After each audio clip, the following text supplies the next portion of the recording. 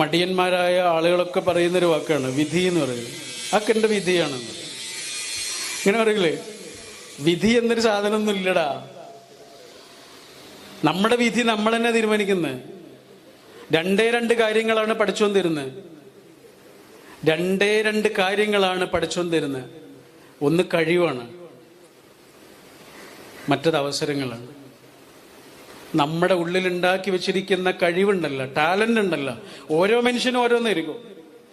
ആ ടാലന്റിനനുസരിച്ചുള്ള അവസരങ്ങൾ, ഓപ്പർച്യൂണിറ്റീസ് നമ്മുടെ മുന്നിൽ ഇങ്ങനെ ചെറുതും വലുതുമായി വന്നു നിറയും. ആ അവസരങ്ങളെ കൃത്യമായി ഉപയോഗിക്കുകയും വിനിയോഗിക്കുകയും ചെയ്യുന്ന ആൾക്ക് അയാളുടെ വിധി തീരുമാനിക്കാൻ കഴിയും. ഇല്ലെങ്കിൽ പരാതി പറഞ്ഞിട്ട് അവിടെ ഇരിക്കേണ്ടി വരും.